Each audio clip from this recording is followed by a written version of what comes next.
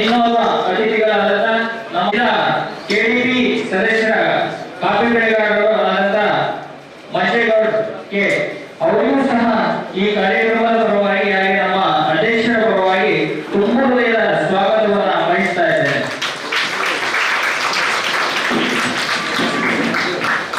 ಹಾಗೆ ಸಹ ಕಾರ್ಯಕ್ರಮದ ಪರವಾಗಿ ಸ್ವಾಗತವನ್ನ ಬಯಸ್ತಾ ಇದ್ದೇನೆ.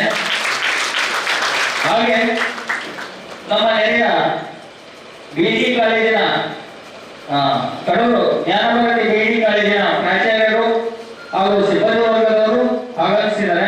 ಅವರಿಗೂ ಕೂಡ ನಾವು ಈ ಕಾರ್ಯಕ್ರಮದ ಪರವಾಗಿ ಸ್ವಾಗತವನ್ನು ಬಯಸ್ತಾ ಇದ್ದೇವೆ. ಹಾಗೆ ಈ ಕಾರ್ಯಕ್ರಮಕ್ಕೆ ಆಗಮಿಸಿರುವಂತಹ ನಮ್ಮ ನೆರೆಯ ಇನ್ನೊಂದು ಕಾಲೇಜಾದ ABS ಶಿಕ್ಷಣ ಮಹಾವಿದ್ಯಾಲಯದಿಂದಲೂ ಸಹ ಆಗಮಿಸಿದರೆ ಅವರಿಗೂ ಕೂಡ ಈ ಕಾರ್ಯಕ್ರಮದ ಪರವಾಗಿ ನಾನು ಸ್ವಾಗತವನ್ನು ಬಯಸ್ತಾ ಇದ್ದೇನೆ.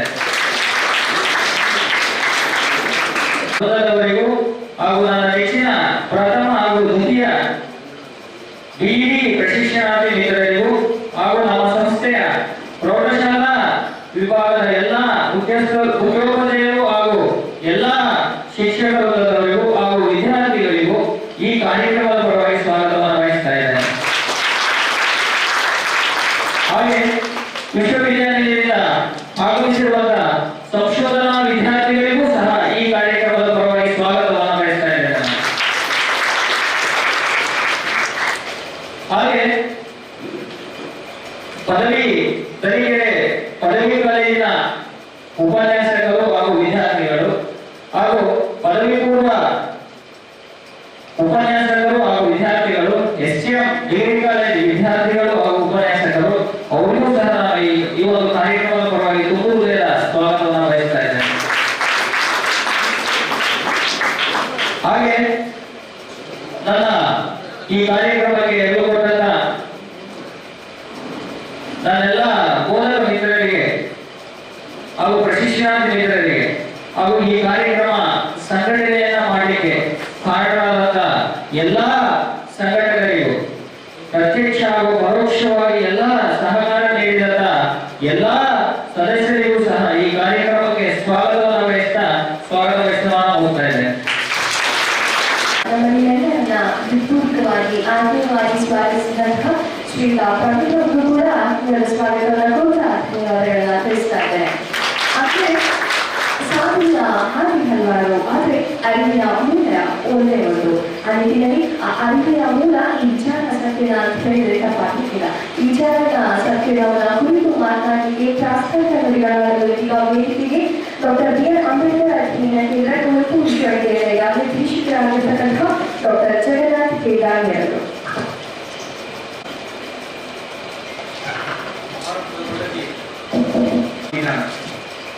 ಎರಡು ದಿನಗಳ ಚಿಕ್ಕಮಗಳೂರು ಜಿಲ್ಲಾ ಮಟ್ಟದ ವಿಚಾರ ಸಂಕಿರಣಕ್ಕೆ ಉದ್ಘಾಟನಾ ಸಮಾರಂಭಕ್ಕೆ ಆಗಮಿಸಿರುವಂತಹ ವೇದಿಕೆಯಲ್ಲಿರುವ ಈ ಕಾರ್ಯಕ್ರಮದ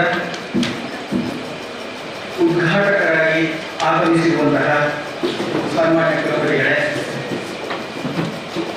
ಈ ಕಾರ್ಯಕ್ರಮದ ಘನ ಅಧ್ಯಕ್ಷತೆಯನ್ನು ವಹಿಸಿರುವಂತಹ ತುಂಗಭದ್ರಾ ವಿದ್ಯಾಸಂಸ್ಥೆ ತರೀಕೆರೆ ಈ ಸಂಸ್ಥೆಯ ಅಧ್ಯಕ್ಷರು ಮತ್ತು ಸನ್ಮಾನ್ಯ ಸಂಸದರು ಚಿತ್ರದುರ್ಗ ಕ್ಷೇತ್ರ ಶ್ರೀ ಚಂದ್ರಪ್ಪ BN ಅವರೇ, ಈ ಕಾರ್ಯಕ್ರಮದಲ್ಲಿ ಘನ ಉಪಸ್ಥಿತಿ ಹೊಂದಿರುವಂತಹ ನಮ್ಮೆಲ್ಲರ ಮಾನ್ಯ ಕುಲಸಚಿವರಾದಂತಹ ಪ್ರೊಫೆಸರ್ HS ಭೋಜನಾಯ್ಕರ್ ಅವರೇ ಮತ್ತು ಪ್ರಧಾನ ಭಾಷಣಕಾರರಾಗಿ ಆಗಮಿಸಿರುವಂತಹ ಪ್ರೊಫೆಸರ್ ರಾಜಪ್ಪ ಅವರೇ ಮತ್ತು ಇನ್ನೋರ್ವ ಅತಿಥಿಗಳಾಗಿ ಈ ಕಾರ್ಯಕ್ರಮದಲ್ಲಿ ಭಾಗವಹಿಸಿರುವಂತಹ ಮಂಚೇಗೌಡರೇ ಮತ್ತು ಈ ಕಾರ್ಯಕ್ರಮದ ಈ ಕಾಲೇಜಿನ ಪ್ರಿನ್ಸಿಪಾಲ್ ಆದಂತಹ ಪ್ರವೀಣ್ RS ಅವರೇ ಮತ್ತು ವೇದಿಕೆ ಮುಂಭಾಗದಲ್ಲಿರುವಂತಹ ಪತ್ರಕರ್ತರೇ, ಸಂಶೋಧನಾರ್ಥಿಗಳೇ, ವಿವಿಧ ಕಾಲೇಜುಗಳಿಂದ ಆಗಮಿಸಿರುವಂತಹ ಪ್ರಶಿಕ್ಷಣಾರ್ಥಿಗಳೇ, ಶಿಕ್ಷಕರೇ ಮತ್ತು ನೆಚ್ಚಿನ ವಿದ್ಯಾರ್ಥಿಗಳೇ, ನಮ್ಮೆಲ್ಲರಿಗೂ ಗೊತ್ತಿರುವ ಹಾಗೆ ಭಾರತ ಇಡೀ ಪ್ರಪಂಚದಲ್ಲಿ ವಿಶೇಷತೆಯನ್ನು ಹೊಂದಿರುವಂತಹ ದೇಶ ಅಂತ ಹೇಳಿದೆ. ಅದಕ್ಕೆ ನಾನಾ ಕಾರಣಗಳಿವೆ. ಭಾರತದಲ್ಲಿ ಸರಿಸುಮಾರು 4,000ಕ್ಕಿಂತ ಹೆಚ್ಚಿನ ಭಾಷೆಯನ್ನು ಮಾತಾಡುವಂತಹ ಜನ ನಮ್ಮ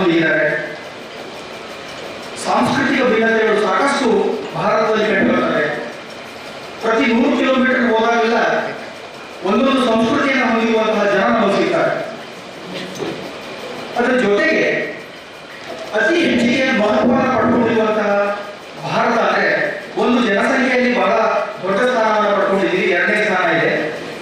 ಅದೆಲ್ಲದಕ್ಕಿಂತ ಮುಖ್ಯವಾಗಿ ಭಾರತ ರಿಕಗ್ನೈಸ್ ಆಗುವಂಥದ್ದು, ಪರಿಗಣಿಸುವಂಥದ್ದು ಪ್ರಜಾಪ್ರಭುತ್ವವಾಗಿರುವಂತಹ ಅತಿ ದೊಡ್ಡ ರಾಷ್ಟ್ರ. ಸೊ ಆ ನಿಟ್ಟಿನಲ್ಲಿ ನಾವು ನೋಡ್ತಾ ಹೋದ್ರೆ ಅಂಬೇಡ್ಕರ್ ಅವರು ಬಹಳ ವಿಶೇಷವಾಗಿರುವಂತಹ ವ್ಯಾಖ್ಯಾನವನ್ನ ಪ್ರಜಾಪ್ರಭುತ್ವಕ್ಕೆ ನೀಡಿದ್ದಾರೆ. ಅವರ ಮಾತುಗಳಲ್ಲಿ ನಾವು ಕೇಳೋದಾದ್ರೆ ಯಾವುದೇ ರಕ್ತಪಾತವಿಲ್ಲದೆ ಅಲ್ಲಿರುವಂತಹ ಜನ ಅಥವಾ ಪ್ರಜೆಗಳು ಆರ್ಥಿಕವಾಗಿ, ಸಾಮಾಜಿಕವಾಗಿ ಜೀವನದಲ್ಲಿ ಕ್ರಾಂತಿಕಾರಿ ಬದಲಾವಣೆಗಳನ್ನ ತರೋದಕ್ಕೆ ಇರುವಂತಹ ಒಂದು ಒಳ್ಳೆಯ ವಿಧಾನ ಅಥವಾ ಸರ್ಕಾರವೇ ಪ್ರಜಾಪ್ರಭುತ್ವ ಅಂತ ಹೇಳ್ತಾರೆ. ಆ ಪ್ರಜಾಪ್ರಭುತ್ವಕ್ಕೆ ಪೂರಕವಾಗಿರುವಂಥದ್ದೇ ಸಂವಿಧಾನ. ಯಾಕೆಂದ್ರೆ ಪ್ರಜಾಪ್ರಭುತ್ವ ನಡೀತಾ ಇರುವಂಥದ್ದೇ ಸಂವಿಧಾನದ ಬೇಸ್ ಮೇಲೆ ಅಂತ ಹೇಳಿದ್ರೆ ತಪ್ಪಾಗಿಲ್ಲ. ಆದ್ರೆ ಇತ್ತೀಚೆಗೆ ಒಂದು ಕೂಗು ಬರ್ತಾ ಇದೆ. ಭಾರತಕ್ಕೆ ಸಂವಿಧಾನ ಬಂದು ಸುಮಾರು 67 ವರ್ಷಗಳಾದರೂ ಸಹ ಇನ್ನೂ ಭಾರತದಲ್ಲಿ ಸಮಾನತೆಯನ್ನು ಸಾಧಿಸೋದಾಗಿಲ್ಲ. ಹಾಗಾಗಿ ಪ್ರಜಾಪ್ರಭುತ್ವ ಮತ್ತು ಈ ಸಂವಿಧಾನ ಅನ್ನುವಂಥದ್ದು ಭಾರತಕ್ಕೆ ಬೇಕಾಗಿಲ್ವೇನೋ ಅಂತ, ಅಥವಾ ಇನ್ನೊಂದೇನಾದ್ರೂ ಪರ್ಯಾಯವಾಗಿರುವಂತಹ ವ್ಯವಸ್ಥೆ ನಾವು ಮಾಡ್ಕೊಳ್ಬೇಕೇನೋ ಅನ್ನುವಂತಹ ಕೂಗು ಒಂದು ವಲಯದಲ್ಲಿ ಕೇಳಿ ಬರ್ತಾ ಇದೆ. ಆದರೆ ಅಂಬೇಡ್ಕರ್ ಅವರು ಬಹಳ ಸರಳವಾಗಿ ಮತ್ತು ವಿಶೇಷವಾಗಿರುವಂತಹ ವಿಷಯವನ್ನ ಭಾರತ ಯಾವಾಗ ಸಂವಿಧಾನವನ್ನು ಒಪ್ಪಿಕೊಂಡು 1950 ನವೆಂಬರ್ 26ರಂದು ಅವತ್ತೇ ಅಂಬೇಡ್ಕರ್ ಅವರು ಹೇಳ್ತಾರೆ, ನಾವು ವೈದ್ಯ ಜೀವನಕ್ಕೆ ಇವತ್ತಿಗೆ ಕಾಲಿಡ್ತಾ ಇದ್ದೇವೆ. ರಾಜಕೀಯವಾಗಿ ನಾವೆಲ್ಲರೂ ಸಮಾನ ಹೊಂದಿದ್ದೇವೆ, ಯಾಕೆಂದ್ರೆ ಎಲ್ಲರಿಗೂ ಒಂದೇ ಹೋಗ್ತಿದೆ ಈ ದೇಶದಲ್ಲಿ.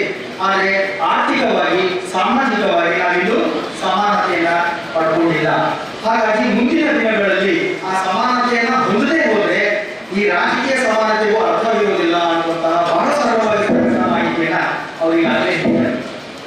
ಜೊತೆಗೆ ಯಾವಾಗ ಸಂವಿಧಾನ ಒಪ್ಕೊಂಡು ಹೊರಗಡೆ ಬಂದರೆ ಒಂದು ದೊಡ್ಡ ಮೀಡಿಯಾ ಪ್ರೆಸ್ ಇರುತ್ತೆ, ಪ್ರೆಸ್ ಮೀಟ್ ಇರುತ್ತೆ.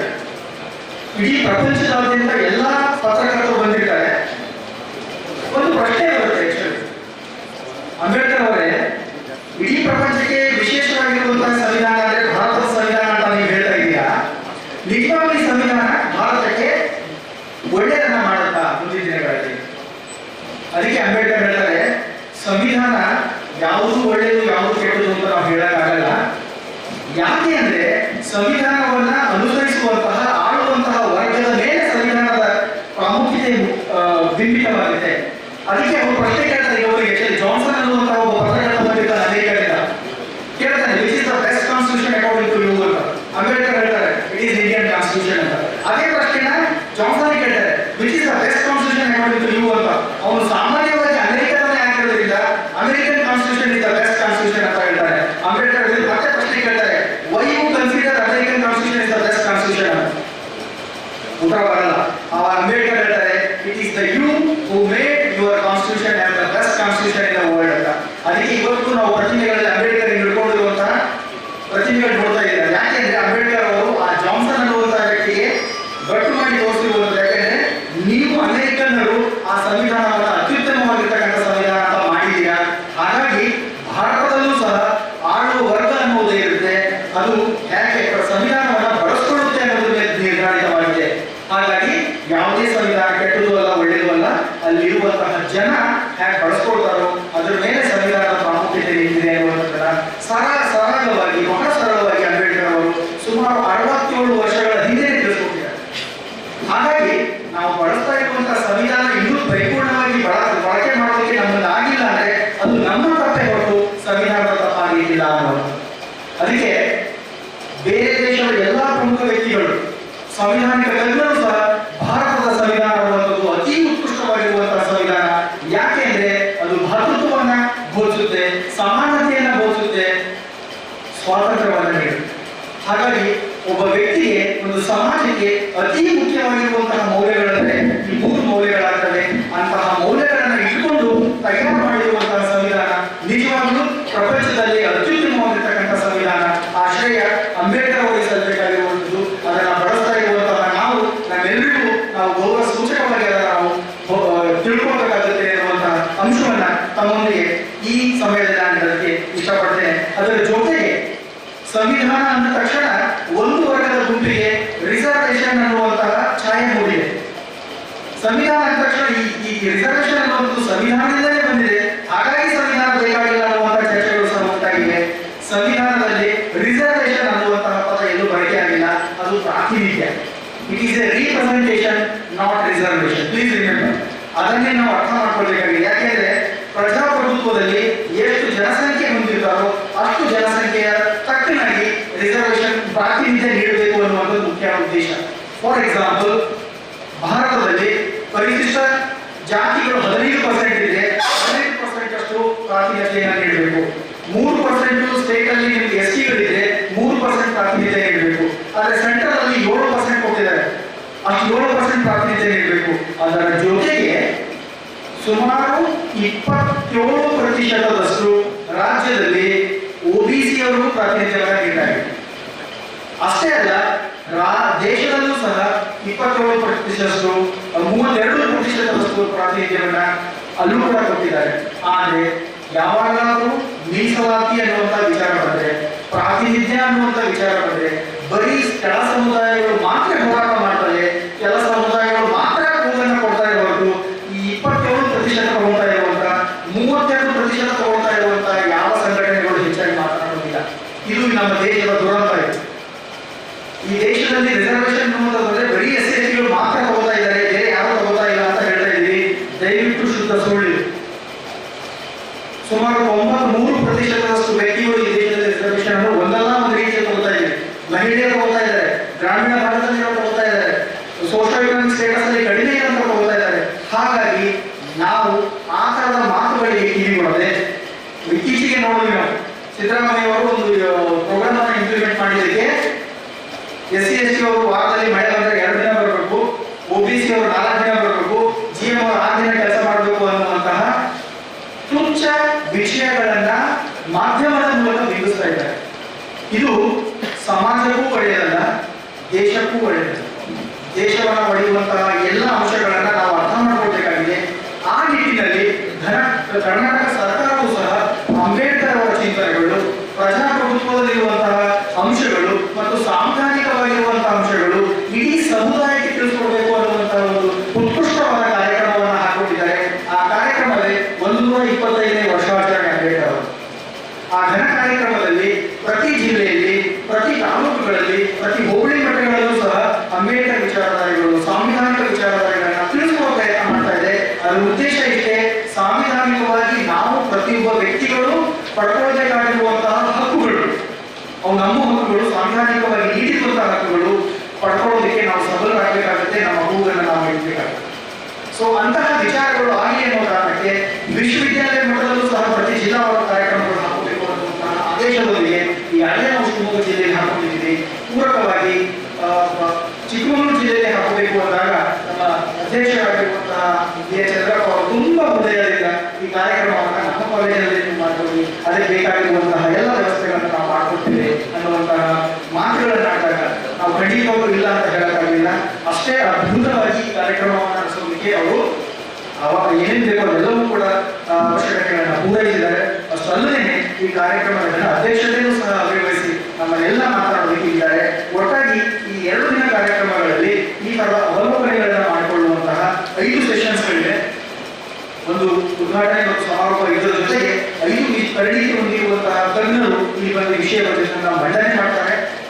ಆ ವಿಷಯ ಮಂಡನೆ ಜೊತೆಗೆ ನಾವೆಲ್ಲರೂ ನಾವು ಯಾವ ಸ್ಥಾನದಲ್ಲಿ ನಾವು ಇನ್ನೇನಾಗಿ ಪಡ್ಕೋಬೇಕಾಗಿದೆ, ನಮ್ಮ ಹಕ್ಕುಗಳು ಎಲ್ಲಿ ಮಿಸ್ ಆಗ್ತಾ ಇವೆ, ನಾವು ಎಲ್ಲಿ ತಪ್ಪಾಗಿ ಅರ್ಥ ಮಾಡ್ಕೊಂಡಿದ್ದೀವಿ ನಮ್ಮ ಸಂವಿಧಾನವನ್ನು ಮತ್ತು ಅಂಬೇಡ್ಕರ್ ಅವರು ಹೋರಾಟ ಮಾಡಿರುವಂತಹ ಒಂದು ಅಭಿಯಾನವನ್ನು ಅನ್ನುವಂತಹ ಎಲ್ಲ ವಿಷಯಗಳನ್ನು ಚರ್ಚೆ ಮಾಡೋದಕ್ಕೆ ಅನುಕೂಲ ಆಗುತ್ತೆ.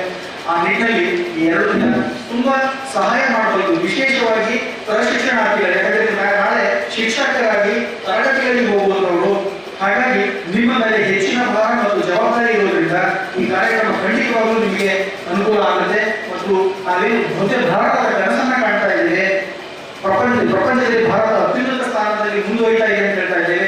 ಅದು ಎಷ್ಟರ ಮಟ್ಟಿಗೆ ಅನ್ನುವಂತಹ ಅವಲೋಕನಗಳಾಗಬೇಕು. ಯಾಕಂದ್ರೆ ಭೌತಿಕವಾಗಿ ಮುಂದುವರಿಯುವುದೇ ದೇಶ ಮುಂದುವರಿಕೆ ಅನ್ನುವಂಥದ್ದಲ್ಲ, ಮಾನಸಿಕವಾಗಿ, ಸಾಂಸ್ಕೃತಿಕವಾಗಿ ಸಮಾನತೆಯನ್ನು ಹೊಂದಿ ನಾವು ಮುಂದುವರೆ ಖಂಡಿತವಾಗಿ ಇಡೀ ದೇಶ ಮುಂದುವರಿತಾ ಇದೆ ಅನ್ನುವಂತಹ ಅಂಶ ನಮ್ಮ ಗಮನಕ್ಕೆ ಆಗಲೇ ಆಗಿದೆ ಮತ್ತು ಆಗಬೇಕಾಗಿದೆ. ಆ ನಿಟ್ಟಿನಲ್ಲಿ ತಾವೆಲ್ಲರೂ ಇಲ್ಲಿ ಬಂದಿದ್ದೀರಾ, ಅವಕಾಶ ಮಾಡಿಕೊಟ್ಟು ಬಂದಂತಹ ಎಲ್ಲರಿಗೂ ಮತ್ತು ಆಲಿಸಿದಂಥವರೆಲ್ಲರಿಗೂ ವಂದನೆಯನ್ನು ತಿಳಿಸ್ತಾ ನಾನು ಮಾತನಾಡಲು ಹೋಗುತ್ತೇನೆ. ಭಾರತವನ್ನ ಒಮ್ಮೆ ತನ್ನ ತಿರುಗುವಂತೆ ಮಾಡಿದಂತಹ ವ್ಯಕ್ತಿತ್ವ, ಮಹಾನ್ ಚೇತನವಾದಿ, ಮಾನವತಾವಾದಿ ಡಾಕ್ಟರ್ B.R. ಅಂಬೇಡ್ಕರ್ ಅವರು. ಅಂಬೇಡ್ಕರ್ ಅವರ ನೆನಪಿನಲ್ಲಿ ವಿಚಾರ ಸಂಕಿರಣ ಬಹುಶಃ ನಮ್ಮೆಲ್ಲರ ಬದುಕಿಗೆ ದಾರಿಯಾಗಿದೆ ಅಂತ ಹೇಳಿದ್ರೆ ತಪ್ಪಾಗಲಿಲ್ಲ.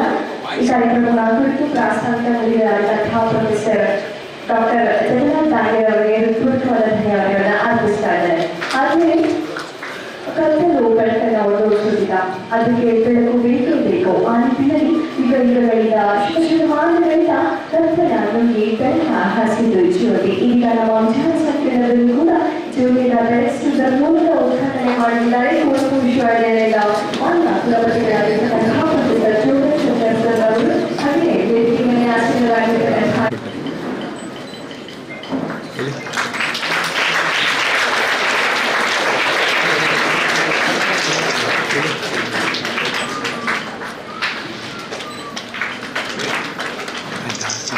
ಸರ್ ಹಾಗೆ ಹಿಡ್ಕೊಳ್ಳಿ ಸರ್, ಹಾಗೆ ಹಿಡ್ಕೊಳ್ಳಿ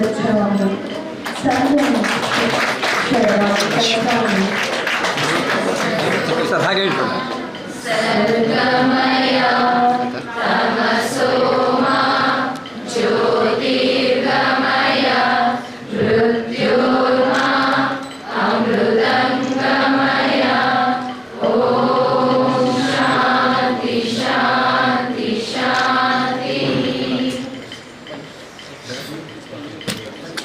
ಶಾಂತಿ ತತ್ವವನ್ನು ಸಾರಿದಂತಹ ಬುದ್ಧನ ಸ್ಮರಿಸುತ್ತ ನಾವೆಲ್ಲರೂ ಸಮಾನತೆಯ ಪ್ರಧಾನವನ್ನು ಸಾರಿದಂತಹ ಅಂಬೇಡ್ಕರ್ ಅವರನ್ನು ಸ್ಮರಿಸುತ್ತಾರೆ. Baba Saheb doctor B.R. ಅಂಬೇಡ್ಕರ್ ಅವರ 125ನೇ ಜಯಂತಿ ವರ್ಷಾಚರಣೆಯ ಈ ಸಂದರ್ಭದಲ್ಲಿ ಅಂತಾರಾಷ್ಟ್ರೀಯ ಸಮ್ಮೇಳನ ಆಯೋಜನೆ ಸಮಿತಿ, ಅಂಬೇಡ್ಕರ್ ಜ್ಞಾನದರ್ಶನ ಅಭಿಯಾನ ಬೆಂಗಳೂರು ಮತ್ತು ಡಾಕ್ಟರ್ B.R. ಅಂಬೇಡ್ಕರ್ ಅಧ್ಯಯನ ಕೇಂದ್ರ ಕುವೆಂಪು ವಿಶ್ವವಿದ್ಯಾಲಯ ಹಾಗೂ ಶ್ರೀ ತುಂಗಭದ್ರಾ ಶಿಕ್ಷಣ ಮಹಾವಿದ್ಯಾಲಯ ತರೀಕೆರೆ ಇವರ ಸಂಯುಕ್ತ ಆಶ್ರಯದಲ್ಲಿ ಮಹಾತ್ಮನ ಪ್ರಗತಿ, ಪ್ರಜಾಪ್ರಭುತ್ವ ಮತ್ತು ಸಂವಿಧಾನ ಈ ವಿಷಯದ ಬಗ್ಗೆ 2 ದಿನಗಳ ಚಿಕ್ಕಮಗಳೂರು ಜಿಲ್ಲಾ ಮಟ್ಟದ ವಿಚಾರ ಸಂಕಿರಣವನ್ನು ನಾವು ಜೂನ್ 28, 29, 2 ದಿವಸಗಳಲ್ಲಿ ಇದನ್ನು ನಡೆಸ್ಕೊಡ್ತಾ ಇದ್ದೀವಿ. ತುಂಗಭದ್ರಾ ಶಿಕ್ಷಣ ಮಹಾವಿದ್ಯಾಲಯ ತರೀಕೆರೆಯಲ್ಲಿ ಈ ಕಾರ್ಯಕ್ರಮದ ಅಧ್ಯಕ್ಷತೆಯನ್ನು ವಹಿಸಿರ್ತಕ್ಕಂಥ ಸನ್ಮಾನ್ಯ ಚಂದ್ರಪ್ಪ B.N. ಇವರು ಅಧ್ಯಕ್ಷರು, ಶ್ರೀ ತುಂಗಭದ್ರಾ ವಿದ್ಯಾಸಂಸ್ಥೆ ತರೀಕೆರೆ ಮತ್ತು ಸನ್ಮಾನ್ಯ ಸಂಸ್ಕೃತರು ಚಿತ್ರದುರ್ಗ ಕ್ಷೇತ್ರ ಇವರು ವಹಿಸಿದ್ದಾರೆ. ಇದರ ಜೊತೆಗೆ ಈ ಉದ್ಘಾಟನಾ ಸಮಾರಂಭದ ಸಂದರ್ಭದಲ್ಲಿ ಇದುವರೆಗೆ ಪ್ರಧಾನ ಭಾಷಣಕಾರರಾಗಿ ಬರಬೇಕಾಗಿರ್ತಕ್ಕಂಥ ಮೋಹನ್ ಕುಮಾರ್ ಅವರು ಮನೆಯವರ ಕಾರಣದಿಂದ ಬರಬೇಕಾಗಿಲ್ಲ. ಅವರು ಬದಲಾಗಿ ಈ ಭಾಗದ ಚಿಂತಕರು ಮತ್ತು ಹೋರಾಟಗಾರರಾಗಿರ್ತಕ್ಕಂಥ H. ರಾಜಪ್ಪವರು ನಮ್ಮ ಜೊತೆ ಇದ್ದಾರೆ. ಅದರ ಜೊತೆಗೆ ಕುವೆಂಪು ವಿಶ್ವವಿದ್ಯಾನಿಲಯದ ಕುಲಸಚಿವರಾಗಿರ್ತಕ್ಕಂಥ H.S. ಭೋಜನಾಯ್ಕ ಅವರೇ, ಕುವೆಂಪು ವಿಶ್ವವಿದ್ಯಾನಿಲಯದ ಡಾಕ್ಟರ್ B.R. ಅಂಬೇಡ್ಕರ್ ಅಧ್ಯಯನ ಕೇಂದ್ರದ ಮುಖ್ಯಸ್ಥರಾಗಿರ್ತಕ್ಕಂಥ ನಿರ್ದೇಶಕರಾಗಿರ್ತಕ್ಕಂಥ ಡಾಕ್ಟರ್ ಜಗನ್ನಾಥ್ ನಾಯರ್ ಅವರೇ, ಈ ಕಾರ್ಯಕ್ರಮಕ್ಕೆ ಮುಖ್ಯ ಅತಿಥಿಗಳಾಗಿ ಬಂದಿರತಕ್ಕಂಥ ಮಂಚೇಗೌಡರೇ, ನಮ್ಮ ನಿರೀಕ್ಷೆಗೂ ಮೀರಿ ಇಲ್ಲಿ ವಿದ್ಯಾರ್ಥಿಗಳು ಮತ್ತು ವಿವಿಧ ಕಾಲೇಜಿನಿಂದ ಬಂದಿರತಕ್ಕಂಥ ಉಪನ್ಯಾಸಕರಿದ್ದಾರೆ. ಜ್ಞಾನವಾದಿ PG ಕಾಲೇಜು, AVS ಕಾಲೇಜು, ಗಂಟಿಕರ್ವೆ, SGM ಕಾಲೇಜು, ಸರ್ಕಾರಿ ಪದವಿ ಕಾಲೇಜು ತರೀಕೆರೆ ಮತ್ತು ಮಾಧ್ಯಮದ ಸ್ನೇಹಿತರು ಹೆಚ್ಚು ಪ್ರಮಾಣದಲ್ಲಿ ಅವರೆಲ್ಲರಿಗೂ ಅಭಿನಂದಿಸುತ್ತಾರೆ. ಈ ಕಾರ್ಯಕ್ರಮದ ಬಗ್ಗೆ ಒಂದೆರಡು ಮಾತುಗಳನ್ನು ಹೇಳಬೇಕಾಗಿದೆ. ವಿಶೇಷವಾಗಿ ಈ ಕಾರ್ಯಕ್ರಮದ ಅಧ್ಯಕ್ಷತೆ ವಹಿಸಿರ್ತಕ್ಕಂಥ ಮತ್ತು ಜನಪ್ರತಿನಿಧಿಗಳಾಗಿರ್ತಕ್ಕಂಥ ಶ್ರೀ ಚಂದ್ರಪ್ಪ ಅವರು ಅರ್ಜೆಂಟಾಗಿ ಹೋಗಬೇಕಾಗಿರೋದ್ರಿಂದ ನಾನು ನನ್ನ ಈ ಉದ್ಘಾಟನಾ ಭಾಷಣವನ್ನು ಸ್ವಲ್ಪ ಕಟ್ ಮಾಡಿಬಿಟ್ಟು ಅವ್ರ ಮಾತನ್ನು ಕೇಳಲಿಕ್ಕೆ ನಾನು ಉತ್ಸುಕನಾಗಿದ್ದೀನಿ. ನಿಮಗೆಲ್ಲ ಗೊತ್ತಿರೋ ಹಾಗೆ ಅಂಬೇಡ್ಕರ್ ಅವರು ಹೋರಾಟದ ಜೊತೆಗೆ ಸುಮಾರು 50 ಪುಸ್ತಕಗಳನ್ನು ಅವರು ಬರೆದಿದ್ದಾರೆ. 50 ಪುಸ್ತಕ. ನಾವು ಕರ್ನಾಟಕದಲ್ಲಿ ಅದನ್ನು ಎಡಿಟ್ ಮಾಡಿ ಅದನ್ನು ಸಂಗ್ರಹಿಸಿ ಬರೆದಾಗ ಒಟ್ಟು 25 ವ್ಯಾಲ್ಯೂಮ್, ಪ್ರತಿಯೊಂದು ವ್ಯಾಲ್ಯೂಮು 350ರಿಂದ 700 ಪುಟಗಳನ್ನು ವ್ಯಾಖ್ಯಾನಿಸಿಕೊಳ್ತೇವೆ. ಈ ಇಡೀ ವ್ಯಾಲ್ಯೂಮ್, ಈ ಲಿಟ್ರೇಚರ್ ಏನಿದೆ, ಅಂಬೇಡ್ಕರ್ ಅವರು ರಚಿಸಿರ್ತಕ್ಕಂಥ ಈ ಲಿಟ್ರೇಚರ್ ಅನ್ನ ಎಲ್ಲರಿಗೂ ಓದಲಿಕ್ಕೆ ಸಾಮಾನ್ಯವಾಗಿ ಸಾಧ್ಯ ಆಗಲ್ಲ. ಓದ್ಬಿಟ್ಟಿತ್ತು ಓದಲಿಕ್ಕೆ ಒಂದು ಶಾರ್ಟ್ಕಟ್ ಮೆಥಡ್ ಇದೆ. ಏನು ಅಂತಂದ್ರೆ, ಓದಿರ್ತಕ್ಕಂಥವ್ರು ಇಡೀ ಈ ಲಿಟ್ರೇಚರ್ ಅನ್ನ ಸಿಂಥಸೈಸ್ ಮಾಡಿ ಕೆಲವೇ ಶಬ್ದಗಳಲ್ಲಿ ಎಕ್ಸ್ಪ್ರೆಸ್ ಮಾಡಿ ಸಾಧ್ಯ ಮಾಡಿದ್ದಾರೆ, ಪ್ರಯತ್ನ ಮಾಡಿದ್ದಾರೆ. ಎಷ್ಟು ಶಾರ್ಟ್ ಮಾಡಿದ್ದಾರೆ ಅಂದ್ರೆ ಕೇವಲ 3 ಶಬ್ದಗಳಲ್ಲಿ ಅಂಬೇಡ್ಕರ್ ಅವರ ಇಡೀ ತತ್ವಜ್ಞಾನವನ್ನ, ಇಡೀ ಫಿಲಾಸಫಿಯನ್ನ, ರಾಜಕೀಯ, ಶೈಕ್ಷಣಿಕ, ಸಾಮಾಜಿಕ ಈ ಎಲ್ಲ ವಿಷಯಗಳು ಒಳಗೊಂಡಿರ್ತಕ್ಕಂಥ ಫಿಲಾಸಫಿಯನ್ನ 3 ಶಬ್ದಗಳಲ್ಲಿ ಅವರು